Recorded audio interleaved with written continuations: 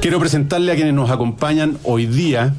Javiera Corbalán, abogada e investigadora de Idea País, que además ha estado antes con nosotros. Javiera, muy buenas tardes. Luis, gracias por invitarme. Gracias a ti por aceptar la invitación.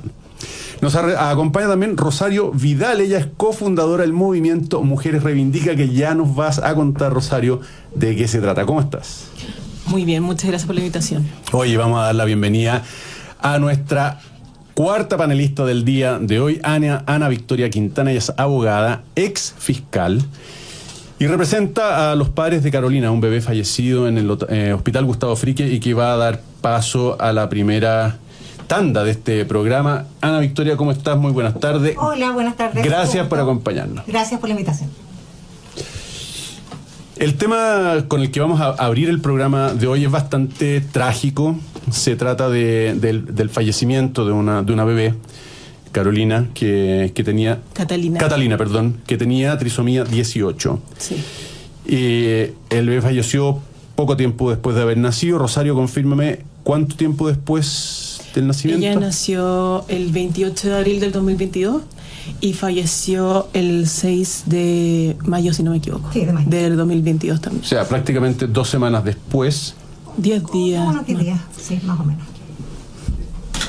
Falleció pocos días después y los padres acusan presión por parte del hospital para abortar antes de que naciera, y descuidos, por lo menos yo esto lo leí en una nota de BioBio, descuidos respecto del cuidado que merece una recién nacida, especialmente con esa condición. Y hoy día, Ana Victoria, tú como ex fiscal, te has hecho cargo de la querella que los padres han puesto contra el hospital. ¿Me equivoco? Así es, pero la querella no es contra el hospital, es contra el grupo de médicos que se hicieron cargo en el fondo de la atención de la parte, digamos, de maternidad propiamente tal durante el embarazo, y también qué es lo que ocurrió después con el posparto.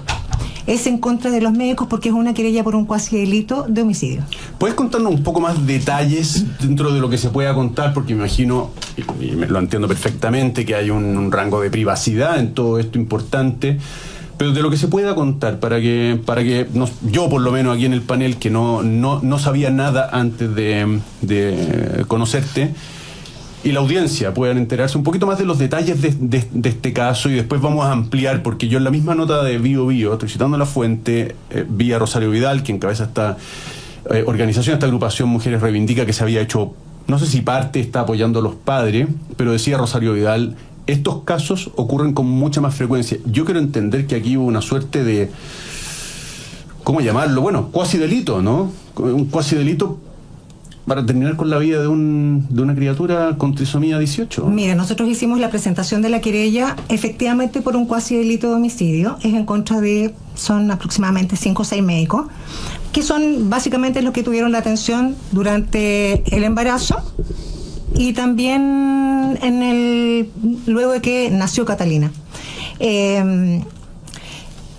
La presentación de la querella por esa forma, digamos, por ese tipo penal, por un cuasi delito, tiene que ver con que, de acuerdo a al relato que nosotros recibimos, efectivamente, al parecer aquí hay una situación más bien de descuido o de negligencia por parte del equipo médico respecto a esta mamá. Sin embargo, nosotros igual dejamos la querella de alguna manera abierta a que eventualmente se pudiera calificar de manera distinta este hecho. Distinta significa un delito de homicidio. Claro.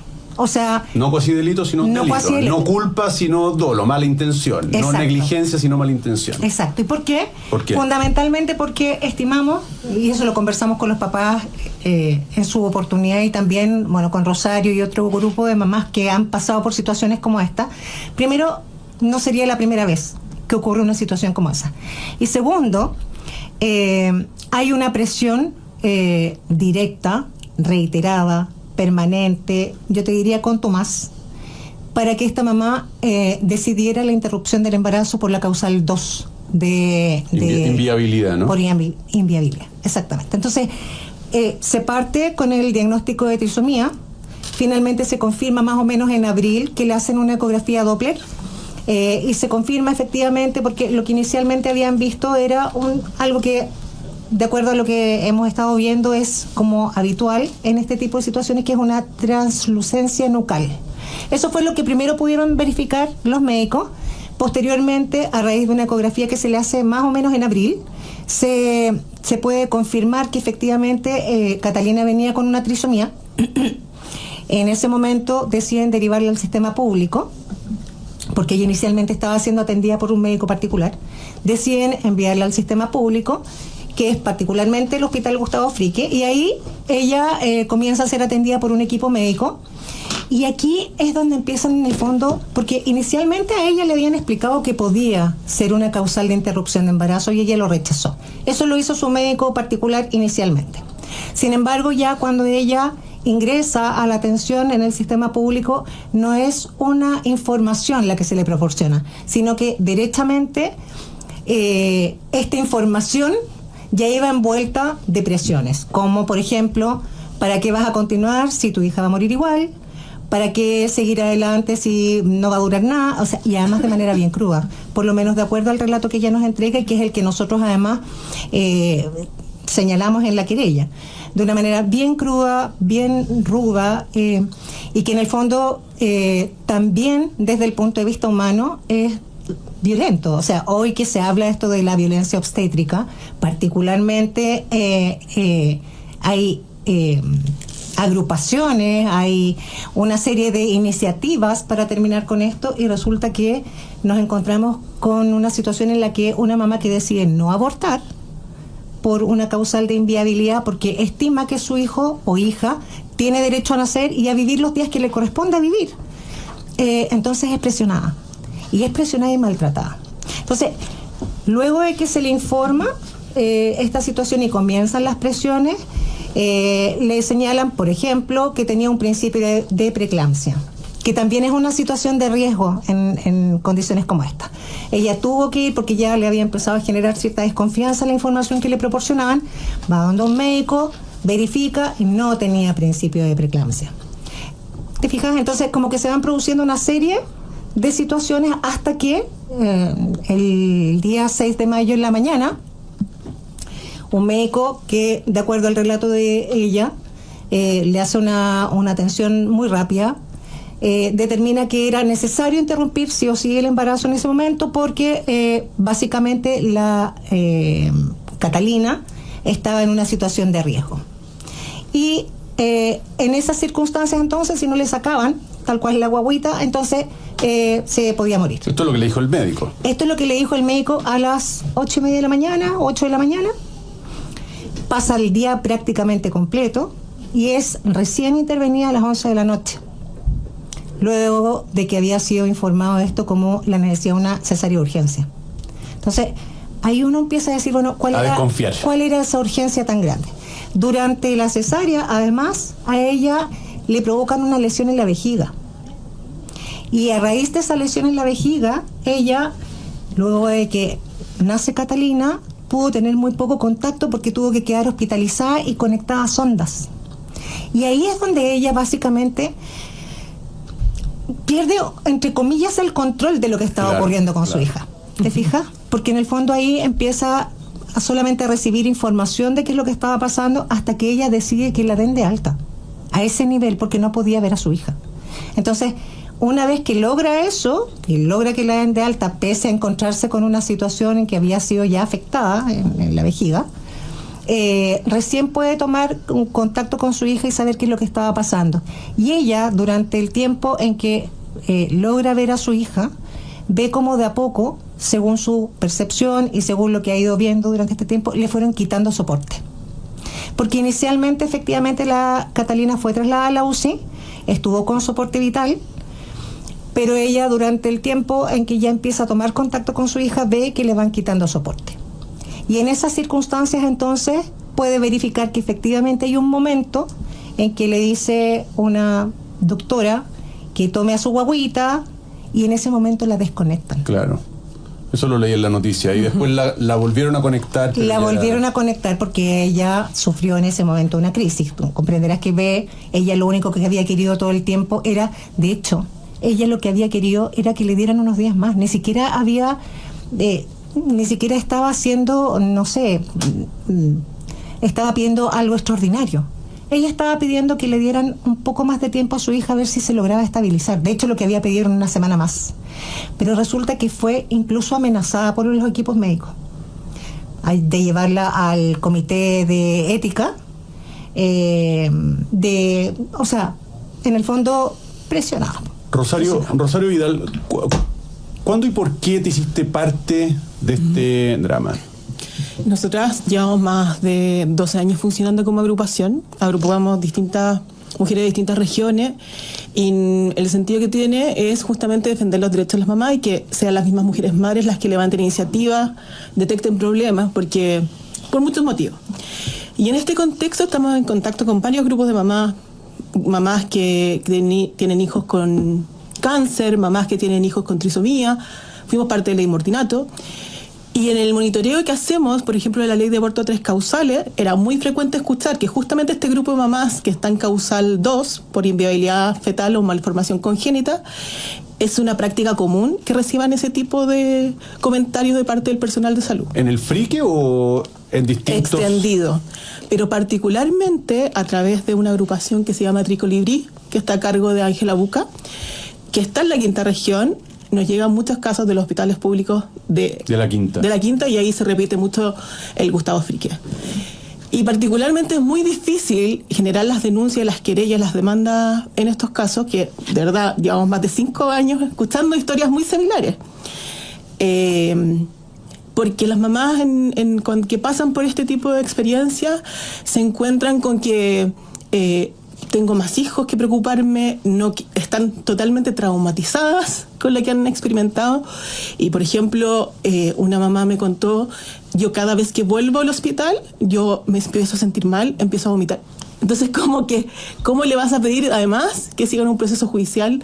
Y muchas mamás se siguen atendiendo en el mismo hospital, por lo tanto igual tienen temor a operar.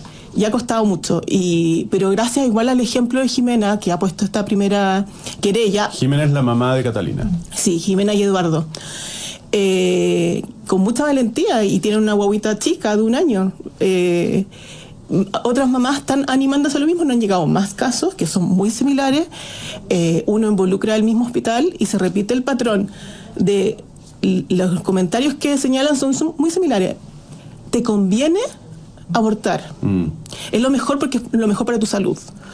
Entonces, esta como teoría de que la ley es voluntaria, en la práctica, en el hospital público, ellos lo ven en términos de: me están usando una cama. Y eso es lo que le transmiten a las mamás, lo que ellas reportan. Pero además se nota una discriminación muy grande de lo que es un recién nacido o un prematuro que está sano, y un prematuro que por solo tener un diagnóstico genético de trisomía, automáticamente lo descartan. O sea, es un trato. Las denuncias que ellos refieren es que el personal médico le informa: el protocolo es no hacer nada, es dejarlo morir.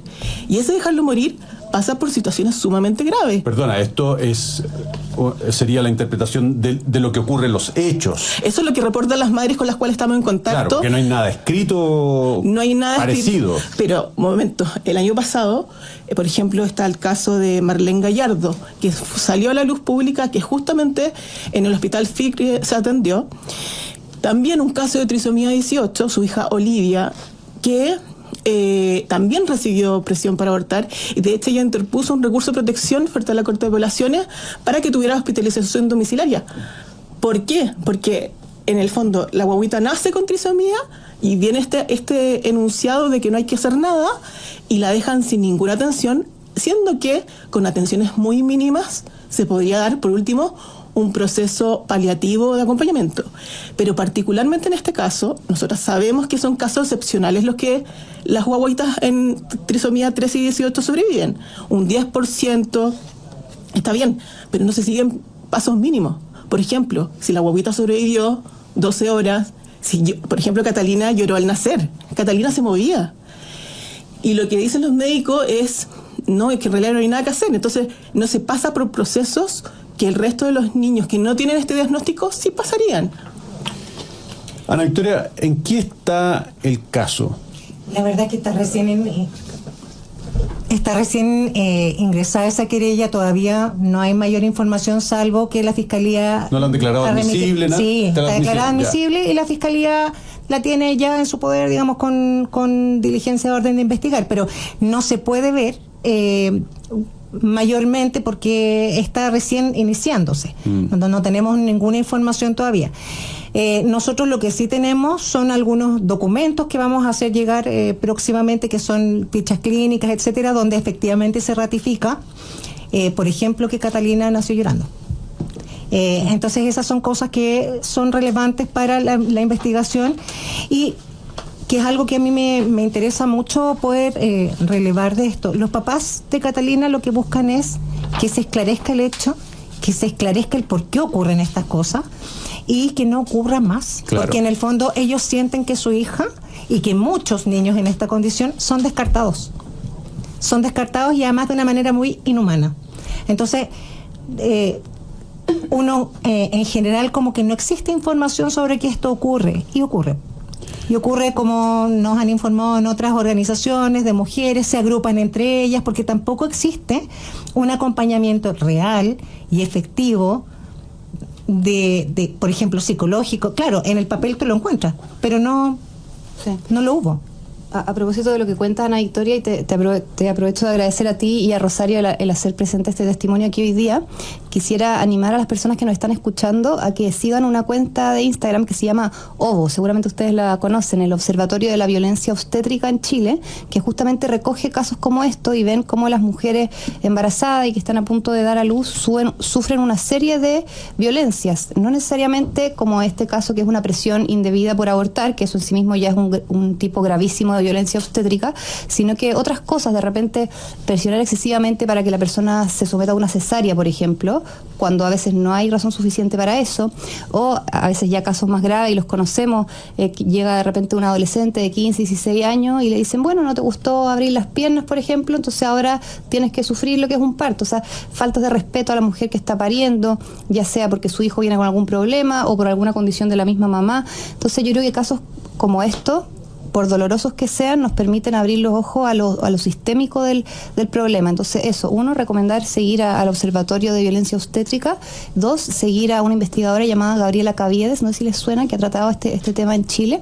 Y tres, quería como última cosita, una pequeña reflexión a raíz de lo que tú decías, Rosario, o sea, como cuánta hipocresía ha habido en esto de que se pensó que la aplicación de ley de aborto en 3 causales iba a ser esta lógica de, bueno, ¿cómo te vas a oponer si aquí a nadie lo están obligando a abortar? Tú decides si sí o si no, pero es una libertad que quedó en el papel muchas veces, porque cuando la persona se enfrenta a un hijo que viene, comillas, inviable, que nunca es una inviabilidad total, ¿cierto? Pero con algún tipo de condición llamada incompatible con la vida, hay presiones explícitas o implícitas para que se someta a un aborto, y eso es sumamente injusto tanto con el niño en gestación como contra esa madre, contra esa familia, etcétera. Así que gracias por visibilizar esto. Estaban escuchando a Javiera Corbalán, investigadora de Idea País. Estamos también con Rosario Vidal, cofundadora del movimiento Mujeres Reivindica, y Ana Victoria Quintana, abogada, ex fiscal y representante de los padres de Catalina.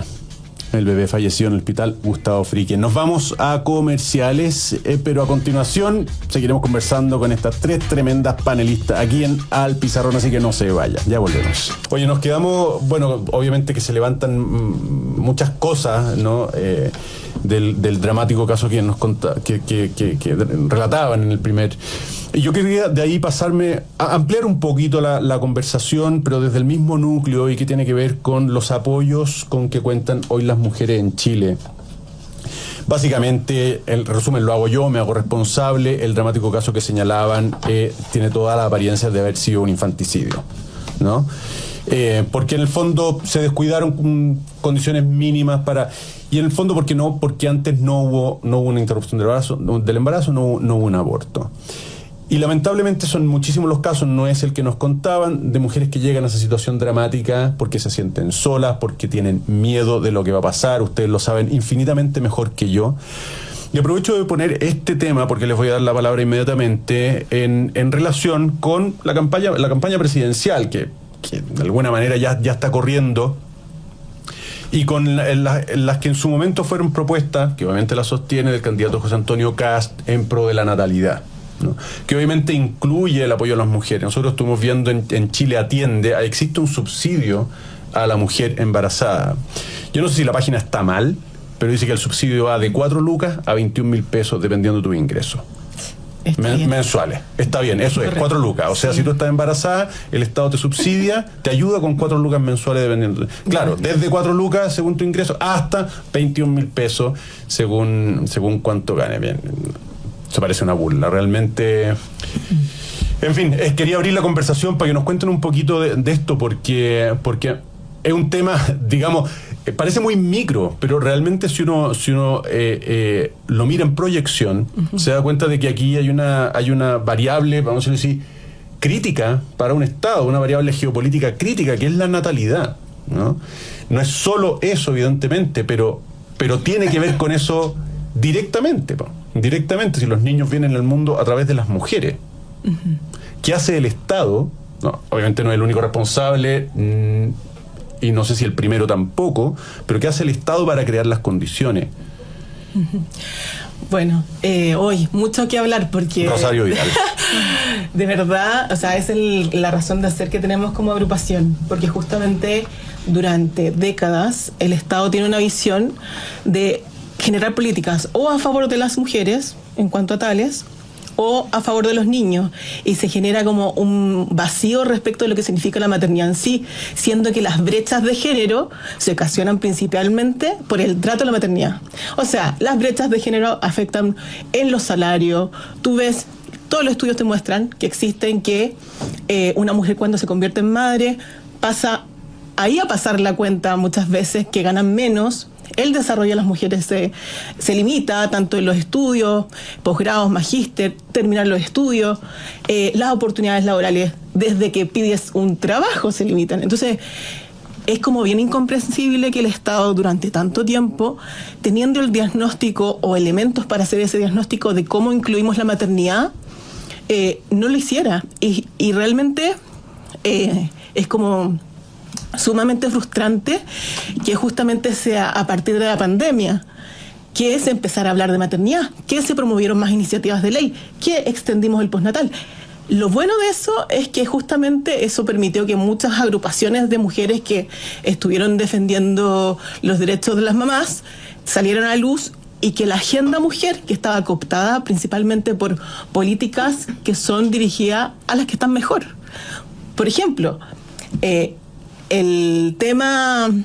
¿Qué quiere decir eso, políticas dirigidas a las que están mejor? Claro, un poco elitista. Es que las propuestas de ley, si uno revisa en los últimos 20 años, son generalmente políticas diseñadas para las mujeres que están mejor. Es decir, por ejemplo, todo lo que tiene que ver con trabajo, que obviamente hay que trabajar, extender el postnatal. Las mujeres de mayores ingresos o mejores, que son minorías, porque de hecho... las mujeres donde hay mayor participación laboral es en los grupos de más alto ingreso, un 60%. En cambio, las mujeres que tienen menos ingresos, que tienen trabajo más informal, más precario, es un 30%. Pero generalmente las políticas se piensan de acuerdo a los que tienen mayor influencia y no por un diagnóstico de cuánto influimos al mayor número de personas y de madres para que puedan desarrollarse, trabajar y proveer a su familia. Entonces, como que falta de verdad generar un análisis mucho más robusto y complejo y dirigir políticas públicas con género, si quieres, pero considerando la maternidad. Y nos demoramos demasiado tiempo. De hecho, el mismo proyecto de Sala Cuna Universal, el último proyecto, que es romper con la barrera de entrada de que el empleador pague una sala cuna, lo cual que obviamente va a significar que no quieras contratar mujeres. O sea, es un 30% de empresas, o un poquito más, que tienen derechos a la cuna porque tienen los recursos y el resto no. O contrata a veces la persona 19 mujeres para no llegar a las 20. Claro, que son las que gatillan la obligación del empleador. Exacto. Entonces falta mucho diagnóstico de cómo que las políticas públicas que se diseñan no vayan dirigidas a solamente a un grupo, y un grupo que generalmente está en mejores condiciones que la mayoría de las mujeres que están en el trabajo informal, que por ejemplo, que no tienen una pareja O sea, muchos niños, la mayoría de los niños nacen fuera de un matrimonio. Esa es la realidad. Claro, y se crían con su mamá solamente. Claro, y también la ley de sala cuna. La ley de sala cuna, que es de verdad una materia urgente, es muy distinto la posibilidad de trabajar que tiene una mujer que solamente puede escoger la sala cuna pública, gratuita, donde cualquier día le dicen, mañana no hay clase porque tenemos reunión. El horario de atención hasta las 4 de la tarde. Siendo que la mujer que lleva a su hijo a la sala cuna privada, escoge el horario, no tiene esa situación. Por lo tanto, esas situaciones que están de base por una falta de política pública dirigida a la mayoría de las personas, significa empleo informal, precariedad, y que aunque quieran no pueden insertarse laboralmente. Sí, absolutamente de acuerdo, Rosario. Sí, y a propósito de esto... No, es que ya iba... Perdona. Javiera, por favor, no. A propósito de lo que dice Rosario, de que tantos niños en el fondo crecen en hogares monoparentales y de esos hogares monoparentales la mayoría es la mujer, la jefa del hogar, porque el papá desaparece, por decirlo suavemente. Y llama la atención también que así como hay un Estado que ha propiciado un dejar de lado la maternidad o un ningunear la maternidad, también hay como una cultura que ha desdramatizado el abandono paterno, me da la impresión a mí. O sea, no sé si tú tienes la misma impresión, Rosario, pero justamente el que estemos hablando hoy día de incentivos a la maternidad y no a la paternidad o a la parentalidad en un sentido más amplio, te da cuenta de que como que normalizamos que esto era un asunto de las mujeres nomás y no de las familias o una decisión de la pareja, del matrimonio, etcétera. A mí me llama mucho eso la atención y me imagino que a futuro debiese ser un motivo de discusión en la deliberación pública, cómo dar apoyos no solo a la maternidad, sino a la paternidad también, incentivos y el volver a revalorizar la figura paterna dentro de los hogares. O sea, si insistimos en la idea de que da exactamente lo mismo que el papá se quede o el papá se vaya, me parece que estamos dando una señal bien equivocada y que termina yendo en perjuicio de la mujer, que termina sola, y de esos niños a quienes, lo queramos o no, en algún momento van a echar en falta, por regla general al menos a su padre. De hecho, el mismo nombre de la ley, Papito Corazón, es una manera bastante, si mirada desde esta óptica, bastante frívola de tratar el tema, ¿no? Hay una connotación que yo no puedo separar de una cierta, como, no sé, sí, casi como picaresca, ¿no? Semigracioso, cuando es un verdadero drama, ¿no? Es un drama, es además un drama muy antiguo, que no, por más que se han generado legislaciones, tal cual como tú dices, en el fondo se banaliza con esos nombres y yo creo que de alguna manera no reflejan el verdadero drama, no solo de las madres, sino que de los hijos. Y lo otro, que es un poco lo que decía Rosario recién respecto de las brechas. A mí me pasa lo mismo, que en el fondo veo que sin ser tan conocedora como Rosario, que se maneja más en estos temas, pero uno como ciudadano normal, cuando ve que todas las políticas públicas están orientadas a instalar mujeres en directorios, a escaños reservados para no sé qué. Claro, en la política. Y en el fondo uno ve que la mayoría de las mujeres son dueñas de casa porque no, digamos, en sectores que tienen más dificultades económicas, más humildes, son dueñas de casa porque no tienen posibilidad de salir de la casa o no tienen con quién dejar un niño. O un poco lo que decía Rosario recién, esto que hoy día nos está cruzando tanto de la delincuencia. Hay mamás que ya ni siquiera es porque tienen reunión, no pueden mandar a los hijos al colegio o al jardín infantil porque hay una balacera. Entonces, todo eso, si tú te fijas, en el fondo también va generando brechas importantes que no se van a resolver con eliminar la maternidad, que es un poco lo que yo veo que hay acá. El discurso es... no entendí eso. ¿Cómo con eliminar la maternidad? O sea, ¿qué? Cuando tú ves que las iniciativas de ley son para liberalizar el aborto y no hay una iniciativa de ley para protección de la maternidad, entonces en el fondo, claro, tú dices, bueno, probablemente lo que pasa acá es que la forma de ver que tienen de estas cosas es, si yo disminuyo los nacimientos, disminuyo la brecha. Claro. ¿Te fijas? Y al final uno, como te insisto, como ciudadano normal, se queda como pensando, hasta mal. ¿Por qué entonces la forma de eliminar esta brecha es que no nazcan más niños? En el fondo, que las mujeres no sean mamás. Claro.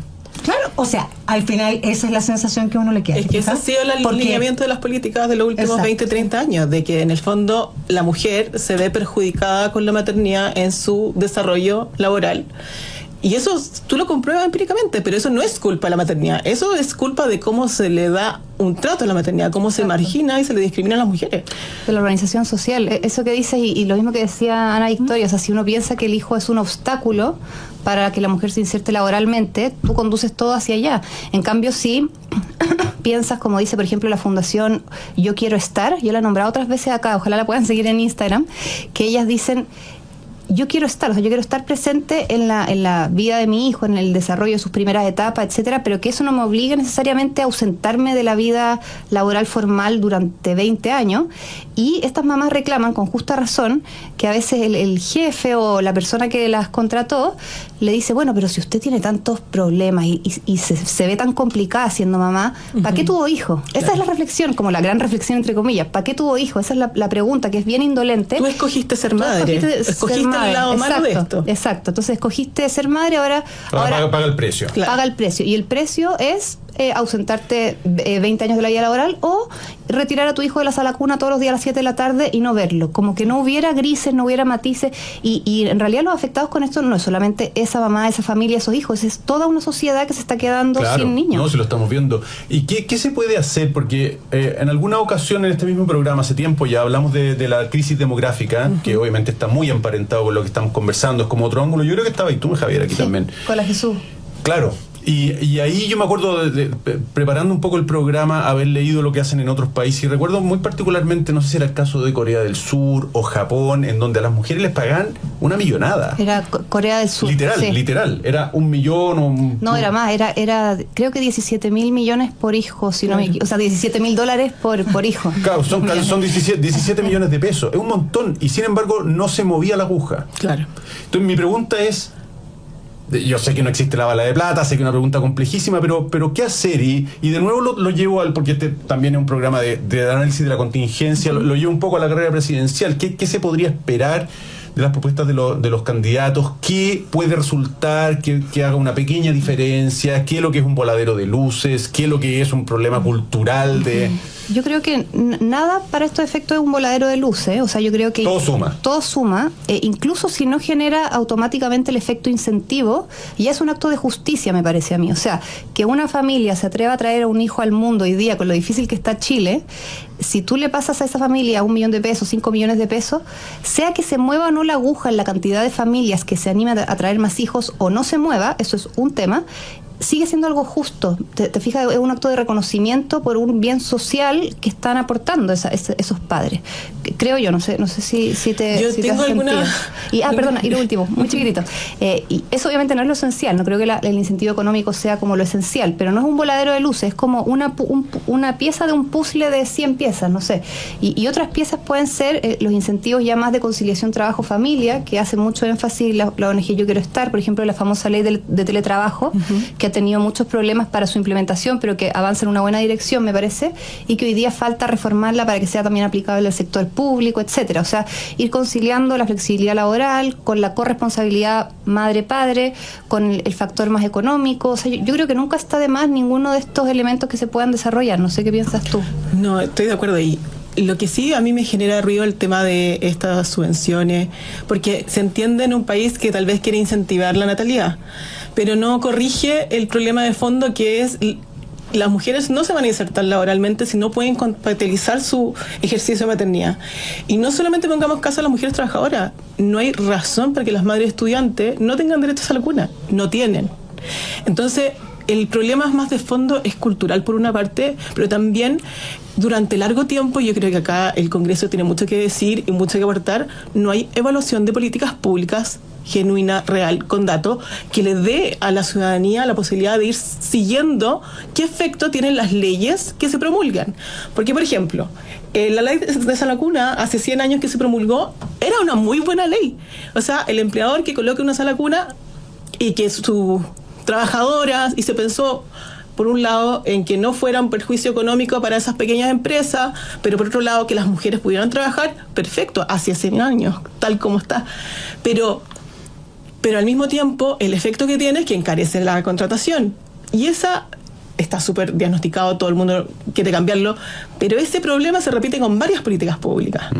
Y si, por ejemplo, cuando aumentas el postnatal significa también que va a dificultarse que mujeres que están fuera del mercado laboral van a tener que esperar 2 años para insertarse. Claro. Entonces, falta una mirada de Estado respecto a que las leyes, el sentido con el cual se promulgan, cumplan con su objetivo.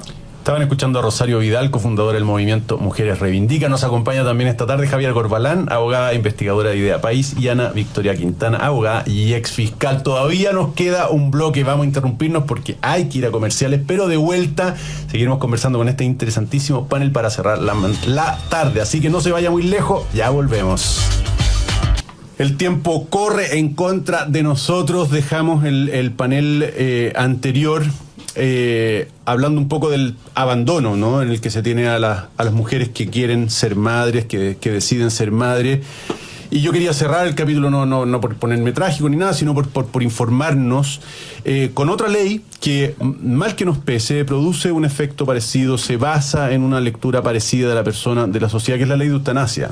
Que me consta, y con esto le damos el pase a Javiera, que se maneja bien en esto, me consta que en muchos países, que no son tantos por lo demás, yo leí que hay solo 9 países que han legislado sobre la materia. Sí. Es súper poco. Yo pensé que Chile en esto era como con el divorcio, o sea, Irlanda, el Vaticano y Chile eran los únicos países que quedaban sin divorcio. No es el caso. Hay 9 países en el mundo que tienen legislado, y de los países que yo sé que tienen legislado se produce este efecto de que ya nadie quiere estar enfermo de verdad, porque se torna en una carga para la sociedad. Exactamente, Luis. O sea, así como decíamos que el Estado y la sociedad ha abandonado a las madres y a sus hijos, y por eso muchas veces una mujer se pregunta si no será mejor abortar a su hijo porque no tiene dónde traerlo, las condiciones económicas, culturales, etcétera, para recibirlo.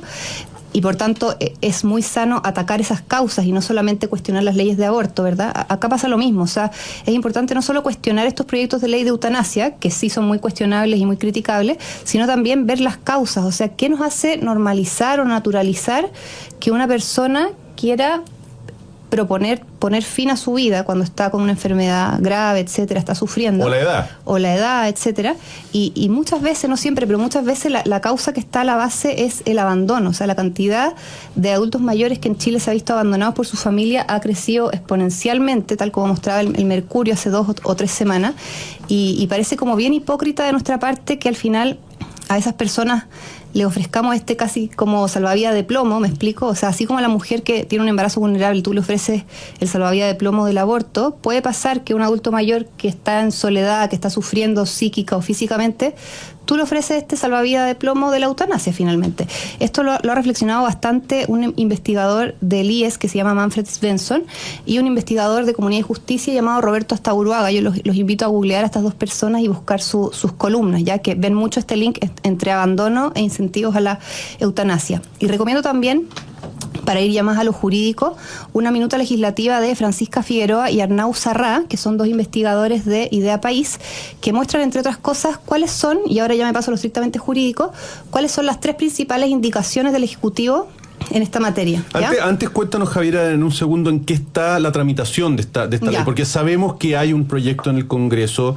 El mismo presidente de la República el año pasado en su cuenta anual dijo que lo iba a apurar. Es un proyecto que está desde 2018, ha tenido 37 veces se le ha puesto y se le ha quitado la urgencia. Es decir, es un proyecto, no sé si llamarlo raro porque no tengo punto de comparación, pero es curioso, ¿no? Es curioso. Sí. ¿En qué está este proyecto? Y después cuéntanos de las indicaciones. Tal como dice, fue ingresado el 2018, ya lleva 37 urgencias y quizás la única novedad para estos efectos es que el 3 de junio de este año, de 2025, el presidente Boric presentó unas indicaciones. Ya está en este momento en segundo trámite, todavía falta, pero las indicaciones principales, si bien son 8, las 3 más importantes propuestas por el Ejecutivo, de nuevo, son las siguientes, ¿ya? Uno, que se elimina la disposición que creaba un derecho universal a los cuidados paliativos, ¿ya?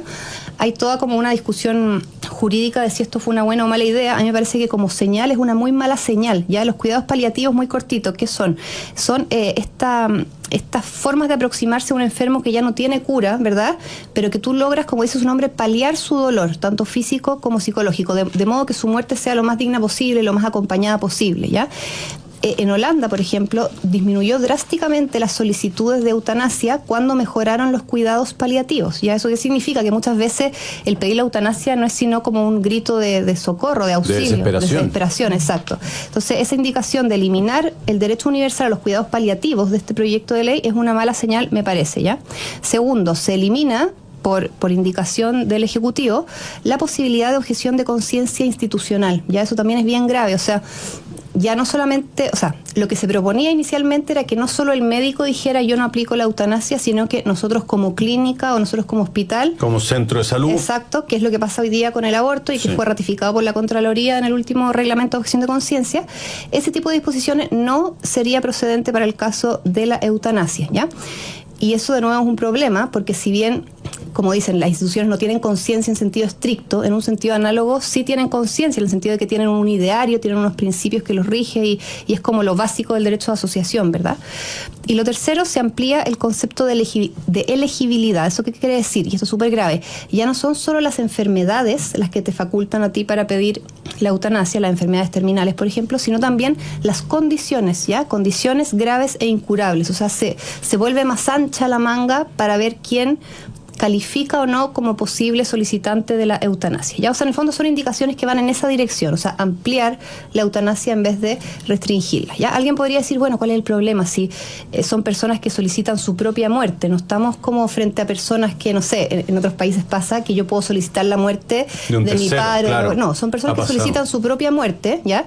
Pero así todo sigue siendo grave, uno, por lo que decíamos a nivel de incentivos, que lo ha tratado harto Manfred Svensson, y dos, porque como sabemos, y esto lo dijo por ejemplo la investigadora Javiera Belolio de la Universidad de los Andes, hay bienes que no son disponibles, o sea, el argumento de la autonomía no me alcanza para todo, ¿cierto? O sea, sobre texto de que yo soy autónomo, no puedo libremente elegir esclavizarme, por ejemplo, ¿cierto? No puedo la ley no te lo permite. Exacto, no puedo libremente regalar órganos, vender órganos, por ejemplo, etcétera. Y acá pasa lo mismo, o sea, no basta con decir esta persona lo eligió para decir su muerte no es un problema. El suicidio es un problema, ¿verdad? Y más si está como estructuralmente legitimado, validado, etcétera. Entonces, por anga o por manga, es decir, ya sea por incentivos o por mal uso de la autonomía, me parece a mí que es un mal proyecto de ley. No sé cómo lo ven ustedes. Lamentablemente tenemos que despedirnos. Javiera Corbalán, abogada e investigadora de Idea País, Rosario Vidal, cofundadora del movimiento Mujeres Reivindica, y Ana Victoria Quintana, abogada y ex fiscal. Quería agradecerles infinito que me hayan acompañado, que nos hayan acompañado esta tarde de viernes.